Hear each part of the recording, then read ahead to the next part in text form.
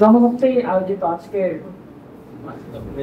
এই প্রোগ্রামে উপস্থিত সম্মানিত সভাপতি, অন্যান্য আলোচকবৃন্দ এবং সামনে যারা বসে আছেন শ্রোতা, সকলকেই ময়মনসিংহের ব্রহ্মপুত্রের কাশফুলের শুভেচ্ছা। আনুষ্ঠানিকভাবে আপনারা যেমন আলাপ শুনতে এসেছেন, আমিও মূলত আলাপ শুনতে এসেছি। আমি একটু ইন্ট্রোডাক্টরি বক্তব্য দিব এবং তারপর আমাদের যে মূল আলোচক যারা আছেন তাদের কাছ থেকে আমরা আলোচনা শুনব। জনমুক্তির আয়োজিত আজকের যে ট্যাগলাইন, বাংলাদেশের সাংস্কৃতিক বোঝাপড়া, খুব ইন্টারেস্টিং আলাপ। এটা হচ্ছে যে এত বছর যাবত আমরা একটা ভূখণ্ড পাইছি, মানে we have got a land, আমরা একটা ভূমি পাইছি। এই ভূমিতে আমরা বসবাস করতেছি, সরকার পরিবর্তন হইতেছে, আমরা এবং আমাদের বাচ্চা কাচ্চারা পড়াশোনা করতেছি, আমাদের দাদারা পরলোক গমন করতেন, কিন্তু এখন পর্যন্ত অদ্যাবধি আমাদের সাংস্কৃতিক বোঝাপড়ার যে লাইন, আমাদের সাংস্কৃতিক বোঝাপড়ার যে পয়েন্ট, সেই পয়েন্টে আমরা একমত হইতে পারি নাই। আমরা যদি এই পয়েন্টে একমত হই, এখন পর্যন্ত আজকের দিনে আমাদের ইন্ট্রোডাকশন দিতে হচ্ছে যে আমাদের একটা সাংস্কৃতিক বোঝাপড়া দরকার। বোঝাপড়া মানে কি? বোঝাপড়া মানে আমাদের একটা পয়েন্টে আসা দরকার এবং এমন কিছু পয়েন্ট নিয়ে আমাদের নেগোসিয়েশন করা দরকার যে আমরা এই বিষয়গুলো মাইনা নিব এবং এই বিষয়গুলো মানব না। এইভাবে আমাদের অথরিটি কিংবা আমরা আমাদের নিজেদেরকে পরিচালনা করব এবং এই বিষয়গুলো আমরা রিভোল্ট করব। এই বিষয়ে আমরা এখন পর্যন্ত একমত হতে পারি নাই। তাহলে নতুন করে আজকের দিনে কি জন্য এই সাংস্কৃতিক বোঝাপড়ার আলাপ আমাদের সামনে চলে আসলো? প্রাথমিকভাবে বলা যায় এই ভূখণ্ডে একটি মারাত্মক ইনক্রেডিবল ঘটনা ঘটছে, একটা জায়ার হয়েছে, মানুষের মধ্যে একটা স্ফুরণ হয়েছে, এমন একটা আন্দোলনের বহিঃপ্রকাশ হয়েছে যেখানে সকল মানুষ এমন একদল তরুণের নেতৃত্বে, এমন একদল তরুণীর নেতৃত্বে রাস্তায় নেমে এসেছে যারা ছিল ক্যামেরার পিছনে, যারা ছিল ব্যাক অফ দ্য স্টেজ, যারা আমাদের তথাকথিত নেতা না, যারা আমাদের ইন্টেলেকচুয়াল পার্সন না, এবং যারা অতীতে কোনোদিন আমাদেরকে নেতৃত্ব দেয় নাই। এমন কম বয়সী কিছু মানুষের নেতৃত্বে, এমন ছাত্রদের, এমন তরুণদের নেতৃত্বে 5 আগস্ট আমাদের এখানে একটা বিপ্লব, অভ্যুত্থান, রেজিম পরিবর্তন, যেভাবে এটাকে সংজ্ঞায়িত করা যায়, এই ধরনের একটা ঘটনা ঘটে গেছে। এবং এই ঘটনার পর আমরা বুঝতে পেরেছি যে আমাদের এইখানে রাজনৈতিক স্থিতিশীলতা, সাংস্কৃতিক স্থিতিশীলতা, অর্থনৈতিক স্থিতিশীলতা এর পুরোটাই অবস্থান করে না। মূলত একটা জনগোষ্ঠী হিসেবে, একটা রাষ্ট্র হিসেবে, একটা স্টেট হিসেবে আমরা ফাংশন করি না। তাহলে আসলে আমরা কি, আসলে আমরা কোন অবস্থায় আছি? তো এই আলাপ নিয়ে জনমুক্তি আজকে আপনাদের সামনে হাজির হয়েছে। এবং মূলত আমরা যদি আমাদের আজকের যে শিরোনাম নির্ধারণ করা হয়েছে সেখানে চলে যাই, বাংলাদেশের সাংস্কৃতিক বোঝাপড়া। তো সংস্কৃতি বলতে মোটা দাগে আপনি কি বুঝি, আমরা আসলে কি বোঝাতে চাই? আমি যদি খুব সরল ভাবে বলি, ধরেন আজকের দিনে আমরা দুনিয়া নানা প্রান্তে ঘুরে বেড়াই, আমাদের নানা প্রান্তে ঘুরে বেড়ার সুযোগ আছে, কারণ পর্যটক হওয়ার সুযোগ আছে, চিকিৎসার জন্য মানুষ যায়।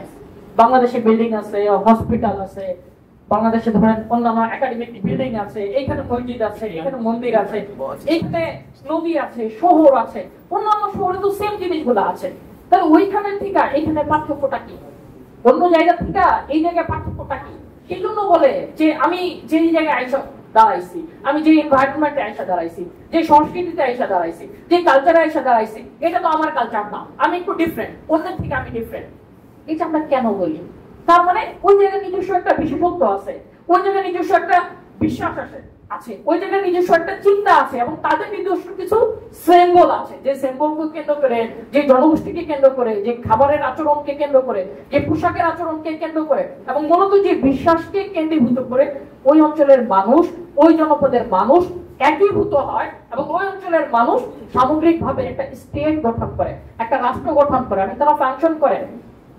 ইভেন তাদের রাষ্ট্রের উপর আক্রমণ থাকতে পারে, ধরেন 1948 থেকে এখন পর্যন্ত সংগ্রামের মধ্যে আছে ফিলিস্তিন, বাট তাদের একটা হেরিটেজ আছে, তাদের একটা কালচার আছে, যে কালচার কি কালচার দাঁড়াইছে আজকে দিনে? Resistance culture. একটা ট্যাঙ্ক আসতেছে, সে ট্যাঙ্কটাকে গুলি করতেছে, ছোট্ট একটা বাচ্চা একটা ছোট ইটের টুকরা নিয়ে সে ট্যাঙ্কের উপর থ্রো করতেছে এবং তার মা বলতেছে আমার এই বাচ্চাটাকে নিশ্চিত ভাবে জার্নিস্ট বাহিনী গুলি করে মেরে ফেলবে, কিন্তু আমি বিশ্বাস করি পরবর্তী বছর আমি আরো একটা সন্তান জন্ম দিব যে ইসরায়েলের বিরুদ্ধে আরো একটা পাথর নিক্ষেপ করে হয়তোবা কোনো এক সময় মারা যাবে। তাদের রেজিস্ট্যান্স, তাদের সংস্কৃতি, তাদের কালচার। কিন্তু আসলে এই অঞ্চলে ভূখণ্ডে বাংলাদেশ এই অঞ্চলে কি হয়েছে, আমি আমার ব্যক্তিগত একটা উদাহরণ দিই। দিব্য প্রকাশ থেকে সাবির ভাই আমার একটা বই পাবলিশ করেছে, 4000 Year History of Palestine। আমি এটার বাংলা নাম দিয়েছি ফিলিস্তিন ইতিহাসের 4000 বছর। 18তে বইটা পাবলিশ হয়েছে। এইটা অ্যামাজনের বেস্ট সেলার ছিল। তো এই বই যখন বাংলাদেশে আমি অনুবাদ করলাম, সাবির ভাই পাবলিশ করলো দিব্য প্রকাশ থেকে, বাংলাদেশের অনেকগুলো জায়গায় যখন প্রোগ্রাম করতে গেছি, ইউরোপ আমেরিকার মানুষ এই বই পাঠ করে বেস্ট সেলার করেছে। তো বাংলাদেশের মানুষ বলতেছে যে না, এই বই তো বাঙালিত্বের সঙ্গে যায় না, এই বই বাঙালির যে ন্যারেটিভ, বাঙালির যে চিন্তা, এই বাঙালির চিন্তা বাঙালির চেতনার সঙ্গে যায় না। কারণ কি? কারণ এর সঙ্গে কানেক্টিভিটি আছে মুসলমানিত্ব, এর সঙ্গে কানেক্টিভিটি আছে ইন্টারন্যাশনাল জায়নিজমের রেজিস্ট্যান্সের কথা আছে, এর সঙ্গে আধিপত্যবাদ বিরোধী আলাপ আছে। তার মানে আসলে আমরা কোন প্ল্যাটফর্মে ছিলাম, বা একদম নিকটতম সাম্প্রতিক সময়ে আমরা কোন প্ল্যাটফর্মে ছিলাম? আমরা এমন প্ল্যাটফর্মে ছিলাম যেখানে সংখ্যাগরিষ্ঠ মানুষের চরিত্র মিডিয়াতে ফুটে ওঠে না, যেখানে সংখ্যাগরিষ্ঠ মানুষকে আপনার মূল মিডিয়া রিপ্রেজেন্ট করে না। তাহলে কাকে রিপ্রেজেন্ট করে? সংস্কৃতি আসলে কাকে রিপ্রেজেন্ট করে? একটা দেশের কালচার কাকে রিপ্রেজেন্ট করে? ধরেন আমি এই জায়গায় দাঁড়ায় বললাম আমি হচ্ছি সমতলের মানুষ, আমি সমতলকে রিপ্রেজেন্ট করি, আমি পাহাড়কে অস্বীকার করি, আমি কিশোরগঞ্জের মিঠামইন হাওর অঞ্চলের সেই জনগণের কালচারকে সংস্কৃতিকে আমি অস্বীকার করি, আমি সিলেটের হাওর অঞ্চলের মানুষের সংস্কৃতিকে অস্বীকার করি, আমি কক্সবাজারের উপকূলের 6টা জেলার মানুষের সংগ্রামী চরিত্রকে অস্বীকার করি, আমি শুধু এই সমতলের প্রতিনিধিত্ব করি। আপনারা বলবেন যে এটা হচ্ছে ভৌগোলিক ফেসিবাদ, এটা হচ্ছে ভৌগোলিক জায়নিজম, এটা হচ্ছে ভৌগোলিক আগ্রাসনবাদ। আমি এখন জনসংখ্যার ক্ষেত্রে আসি। আমি যদি বলি সংখ্যাগরিষ্ঠ যে মানুষ যারা নির্দিষ্ট ধর্মে বিশ্বাস করে, ধরেন যাদেরকে দেখতে অনেকটা মাওলানা মনে হয়, যাদেরকে দেখতে হুজুর মনে হয়, যাদের ধরেন টুপি আছে, দাড়ি আছে, কিংবা ধরেন যারা নির্দিষ্ট ধর্মে বিশ্বাস করে, আমি তাদেরকে অস্বীকার করি। কিংবা আমি যদি বলি এই বাংলাদেশে দাঁড়ায় আমি হচ্ছি মুসলিম, আমি অন্য মাইনরিটির কাউকে আমি স্বীকার করি না, আমি আমার ইচ্ছা হলে আমি মাজার ভাঙিয়ে দিব, আমার ইচ্ছা হলে আমি এখানে যারা সুফিস্ট আছে তাদের বিরুদ্ধে কথা বলবো, আমি শুধু সালাফিতে নিয়ে কাজ করব। আপনি বলবেন এটা হচ্ছে ধর্মীয় আগ্রাসন। তবে এই বাংলাদেশের মধ্যে আমরা একটা নির্দিষ্ট প্ল্যাটফর্মে আসতে পারি নাই। এর প্রশ্নের উত্তর হচ্ছে কেন আমরা প্ল্যাটফর্মে আসতে পারি নাই। তো আমার ব্যক্তিগতভাবে মনে হয়েছে বিগত সময়গুলোতে আমরা ছিলাম কলোনি উইদিন কলোনি। ফার্স্ট ভাই এই আলাপ ভালো করতে পারবে যে একটা উপনিবেশের শাসন ব্যবস্থা আমাদের মাঝখান থেকে চলে গেছে। 47-এ আমরা একটা ভূখণ্ড পেয়েছিলাম, তারপর পুনরায় আমাদের নিজের লোকেরা পাকিস্তানের কাছে আমরা আবার একটা প্রায় উপনিবেশ ছিলাম, এবং তার পরবর্তীতে 71-এ আমরা মনে করছি যে না, আমরা ভাগ হয়ে যাই, আমাদের ভূখণ্ডটা একটু ছোট হয়ে গেল, কিন্তু আমরা মনে হয় এবার সমস্ত গোলামি থেকে, সমস্ত নিপীড়ন থেকে আজাদি পাবো, এবং আমরা এমন একটা স্বাধীনতা পাবো যেখানে আমরা নিজেরাই নিজেদেরকে পরিচালনা করতে পারবো, আমাদেরকে আর কেউ শোষণ করতে পারবে না। বাংলাদেশ নামক ভূখণ্ড আমরা গঠন করলাম, বাট কি হইলো? এই ভূখণ্ডে আমরা দেখতে পাইলাম সেই ইংরেজদের সিলসিলা, সেই পাকিস্তানিদের সিলসিলা ধরে আমরা নিজেরা নিজেদেরকে সংগঠন না করে, সংগঠিত না করে আমরা আবার শোষকের পর্যায়ে চলে গেলাম।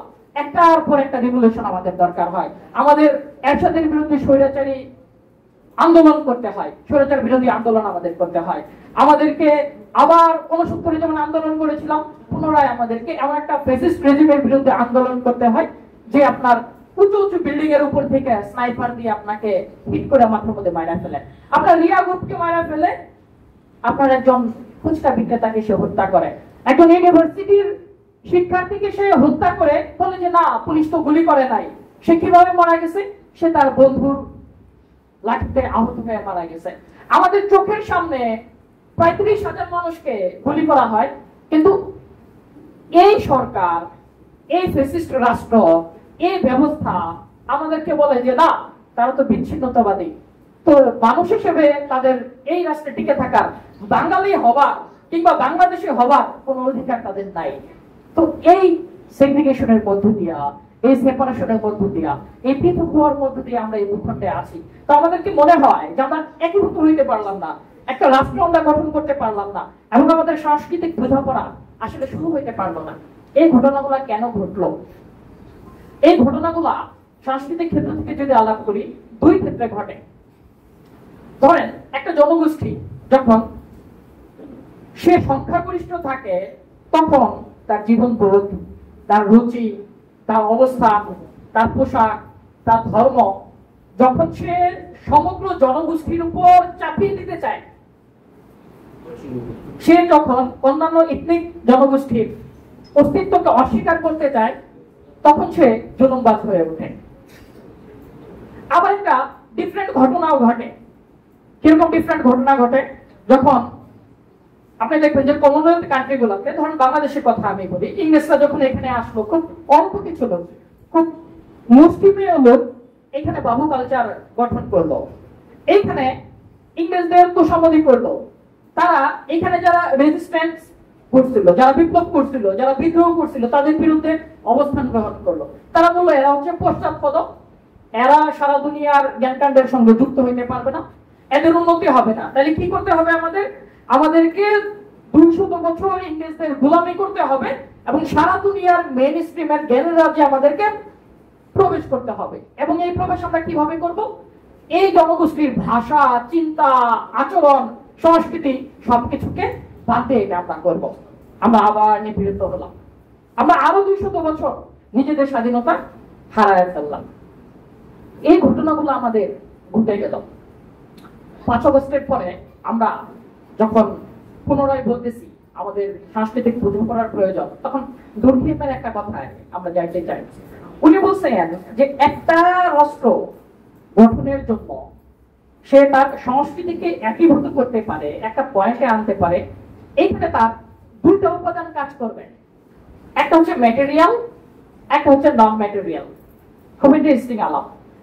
বিপরীতে সোশিওলজির স্টাডিতে মার্কস আমাদেরকে বলতেছে যে একটা সোসাইটিতে, একটা সমাজে যে প্রধান চিন্তা আছে, সমগ্র জনগোষ্ঠী যদি সেই প্রধান চিন্তার পিছনে ছুটে, তাহলে এখানে যারা নিপীড়িত জনগোষ্ঠী, যারা সাধারণ জনতা, তারা সারা জীবনই শোষিত হবে। তাহলে কি করতে হবে? তাহলে স্থানীয় বিশ্বাস, স্থানীয় বিলিফ, স্থানীয় আচার, এইগুলো নিয়ে যে প্রতিষ্ঠিত ধারণা, প্রতিষ্ঠিত চিন্তা, তার বিরুদ্ধে রিভোল্ট করতে হবে। তাহলে দুই ধরনের আলাপ আমরা পাইলাম। কিন্তু আজকের দিনে যখন আমরা বাংলাদেশের সাংস্কৃতিক বোঝাপড়ার আলাপে আমরা এসেছি, তখন নিশ্চিতভাবে আমাদের বলতে হবে আমরা কেবল সেই প্রান্তিক জনগোষ্ঠীর কিংবা একেবারে ছিন্নমূল জনগোষ্ঠী মানুষের সংস্কৃতি চর্চা করেও একটা দেশকে ইউনিফাইড করতে পারবো না সাংস্কৃতিক জায়গা থেকে। এবং শুধুমাত্র নন ম্যাটেরিয়াল কালচারাল যে চর্চা, সাংস্কৃতিক যে চর্চা, এইটা সামনে এনেও আমরা একটা জাতিকে ইউনিফাইড করতে পারবো না। আমরা এর একটা উদাহরণ দিই। ধরেন লাস্ট রেজিমে আমরা কি দেখছি? একটা অনুষ্ঠানকে কিংবা একটা সাংস্কৃতিক উৎসবকে, সেকুলার একটা উৎসবকে সকলের করার চিন্তা করা হয়েছে। ধরেন আমি বললাম এটা হচ্ছে পহেলা বৈশাখ। এটা খুবই ভালো, খুবই পজিটিভ যে একটা জাতিগোষ্ঠী যত বেশি উৎসবের মধ্য দিয়ে যাবে, যত বেশি আনন্দের মধ্য দিয়ে যাবে, যত বেশি চিন্তার মধ্য দিয়ে যাবে, সেই জাতিগোষ্ঠীর মধ্য থেকে তত বেশি শিক্ষা, তত বেশি নতুন চিন্তা, নতুন জ্ঞান উৎপন্ন হবে। কিন্তু আবু বসর আহমেদ যেভাবে আমাদেরকে বলছে যে সংস্কৃতি হচ্ছে একটা গাছের মতো, একটা বৃক্ষের মতো, তার আপনি বনসাই করে রাখেন না, তারা ছাইটা সুইটা কাইটা আপনি ছোট করে রাখেন না, তারা আপনি বিকশিত হইতে দেন। তাহলে এই পয়লা বৈশাখের কালচারে যারা আমরা কিন্তু দেখছি নির্দিষ্ট কিছু প্রতীক, নির্দিষ্ট কিছু সিম্বল সামনে আনার মাধ্যমে আমাদের মধ্যে যে ইউনিফাইড হওয়ার কথা ছিল আমাদের, সেই ইউনিফাইড না হয়ে আমরা ডিফারেন্ট হয়েছি, আমরা সেগ্রিগেটেড হয়েছি, আমরা একে অন্যের জায়গা থেকে পৃথক হয়েছি। এর প্রশ্ন উত্তর হচ্ছে কেন একটা রাষ্ট্র কি কারণে তার সাংস্কৃতিক বোঝাপড়ায় সকল মানুষকে, প্রায় সকল মানুষকে, আমি বলতেছি না যে সকল মানুষকে একেবারে একই মঞ্চে একই ফর্মে আনতে পারবে, কিন্তু বেশিরভাগ জনগোষ্ঠীকে একীভূত করতে পারে নাই। এইটা আমাদের রাষ্ট্রের একটা পলিটিক্যাল প্রজেক্ট, যে পলিটিক্যাল প্রজেক্টের মাধ্যমে অল্প কিছু পলিটিক্যাল এলিট এবং একটা ক্ষুদ্র মুষ্টিমেয় গোষ্ঠীকে ক্ষমতায়ন করার জন্য বাকি সবাইকে খারিজ করে দেওয়া হয়েছে। তো এই একটা রাষ্ট্রের জনগণ যদি সেই রাষ্ট্রের মূলধারার সংস্কৃতিকে ওন করতে না পারে, মূলধারার মিডিয়াকে ওন করতে না পারে, মূলধারার রাজনীতিবিদদেরকে ওন করতে না পারে, এবং তারা যদি মনে করে তারা হচ্ছে বাহিরের এজেন্ট, তাহলে সেই রাষ্ট্রের নতুন জনগোষ্ঠীর সামনের দিকে এগিয়ে যাওয়াটা খুব কঠিন এবং প্রায় অসম্ভব আমি বলবো। আমি লাস্টলি আরেকটা কথা বলতে চাই। ধরেন এইখানে আজকে আমরা একটা মডেল দিতে চাই, যে মডেলে আমরা বলবো এইটা হচ্ছে বাংলাদেশের মানুষের সাংস্কৃতিক রূপকল্প।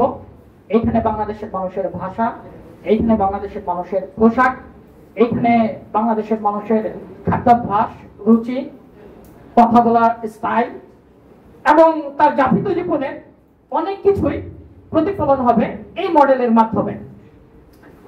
প্রাইমারিলি একটা প্রশ্ন উঠবে, এই মডেলটা কিসের ভিত্তিতে সেট হবে? বাংলাদেশে যে প্রশ্নগুলা সবার আগে, যে পয়েন্টগুলো সবার আগে আমাদেরকে বিভক্ত করে, নাম্বার 1 রিলিজিয়ন, নাম্বার 2 সেকুলারিজম অথবা ডেমোক্রেসি, নাম্বার 3 মার্কসিজম কিংবা সুস্থ মানুষের সরকার। ধরেন এই তিনটা প্রশ্নকে আমি সামনের দিকে আনলাম, তাহলে কোন মডেলকে সামনে রেখে আমরা সমস্ত মানুষের জন্য একটা মডেল সেট করতে পারব? এই প্রশ্নের একটা উত্তর 5 অগাস্ট আমাদেরকে দিয়েছে।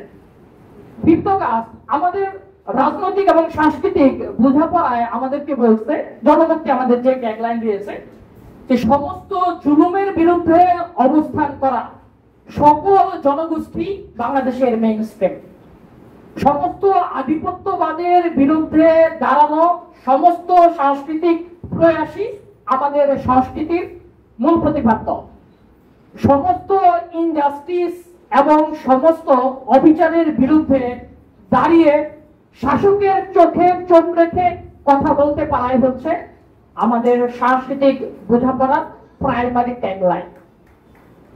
এবং আমিও ব্যক্তিগতভাবে মনে করি আমাদের যাত্রা এইখান থেকে শুরু হতে পারে এবং আমাদের কথা হতে পারে, আমরা কোন স্ট্যান্ডার্ড সেট করতে চাই না। Do not set A standard. আমরা এমন কোন স্ট্যান্ডার্ড সেট করব না যেখানে culture, dress, religion, symbol, gender কিংবা আইডেন্টিটির ভিত্তিতে কোনো মানুষকে ছোট এবং কোনো মানুষকে বড় করা হবে। বরঞ্চ জ্ঞানকাণ্ডে আমাদের বিচরণ হবে, সাংস্কৃতিক বিপ্লবের অগ্রযাত্রায় আমাদের চিন্তা হবে ইকুয়ালিটি অ্যান্ড ইকুইটি। পরবর্তী বক্তাদের আলোচনা শোনার আহ্বান জানিয়ে আমার সংক্ষিপ্ত মূলত ইন্ট্রোডাক্টরি কথা এখানে শেষ করছি।